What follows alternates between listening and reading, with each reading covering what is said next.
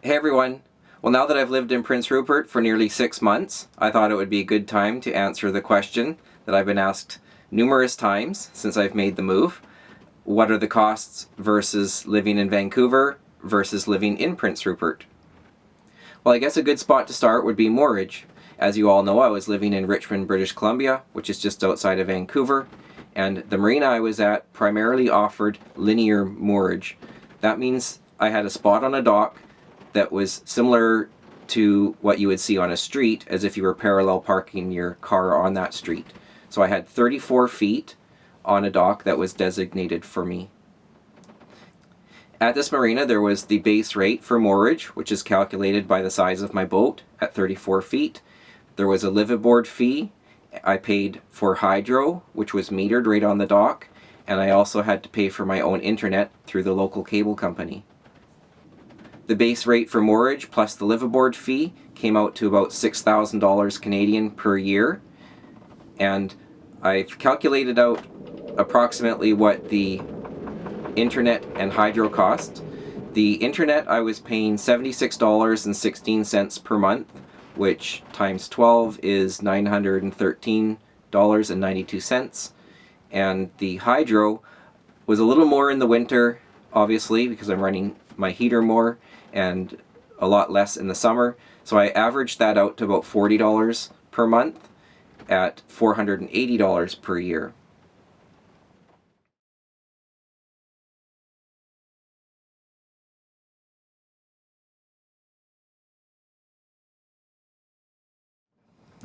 Now, the marina here in Prince Rupert is a little different than the one I was at in Richmond, and by that I mean here I'm in a slip. So that would be more like parking your car in a parkade in your own stall instead of parking your car on the street parallel. The slip that I have here is actually 40 feet, which is 6 feet more than what I had in Richmond, and the annual cost is about $6,000 as well. The only difference is I don't have to pay for hydro and I don't have to pay for internet, because those are both included in that cost.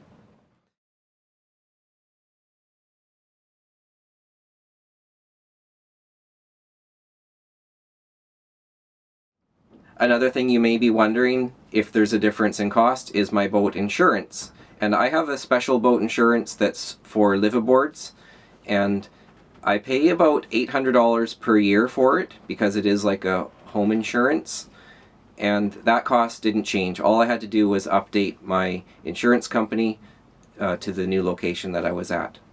Well, that basically covers the marina/boat expenses and the differences between Richmond and Prince Rupert, but there are other areas where I'm saving money as well, and one of those is car insurance.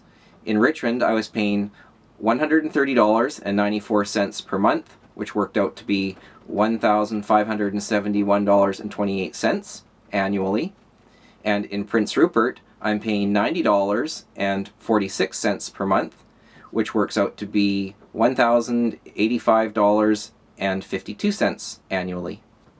Of course, living in a much smaller town and being able to walk to work and to the grocery store, I'm driving my car way less. Before, I was gassing my car up about 3 times a month at $50 per fill, which works out to about $1,800 annually. And now I'm gassing my car up about every 4 to 6 weeks for $50 per fill. It's about the same cost for fuel here, and that works out to about $600 annually.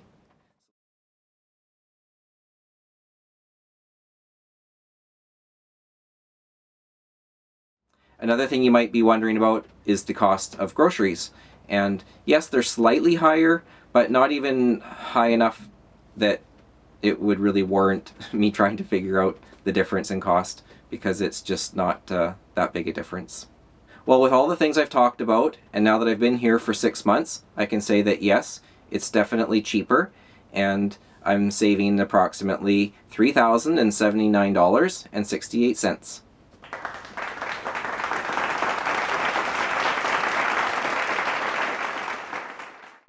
Well, you guys didn't think I'd be talking about expenses this whole video, I hope. And we're out for a race, and I think we have about 6 boats. We're just about to start. So for crew today we have Brent, Joan, and Robin. Robin's first time on the boat. Brent and Joan's second time on the boat.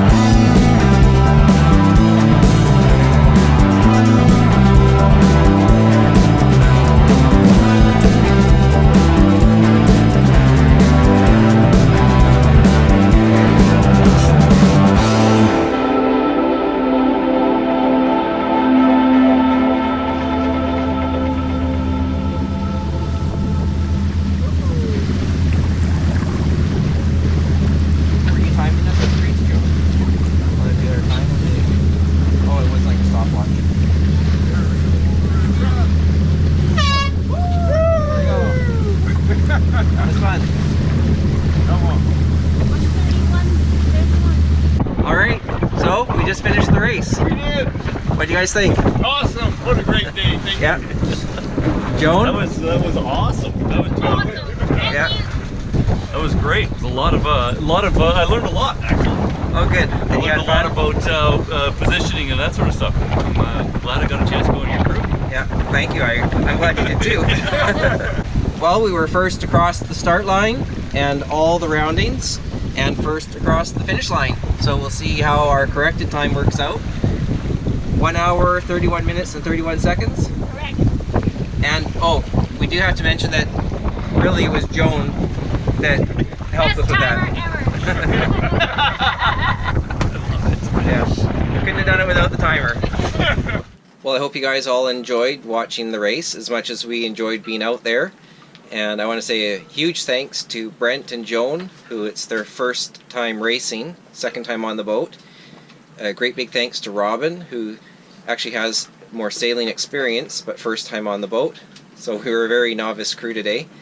And I apologize for not being able to take more video, but the winds were pretty strong and gusty, so I didn't have a lot of time to do camera setups. And I decided to just put a bunch of the footage to music, as you saw. And 6 boats total came out, and we came in first overall.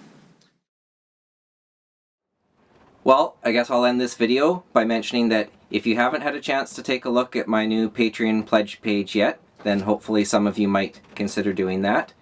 And you can see that there's different rewards for different amounts pledged. One of them being these genuine Life is Like Sailing stickers. They're 4 inches by 4 inches, very high quality for indoor and outdoor use. So check that out to see how you can get one. And I'd also like to thank new patrons, Tim, Donald, Krister, John, Peter, Greg, and Paul. We'll see you on the next video.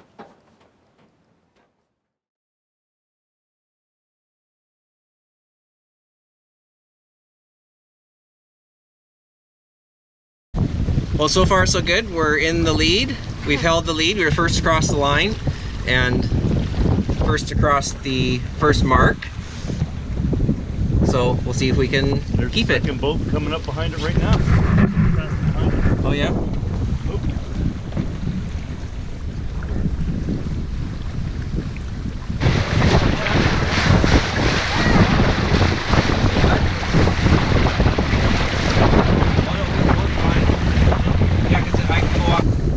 So here we are on the downwind leg, and there's still some boats coming upwind.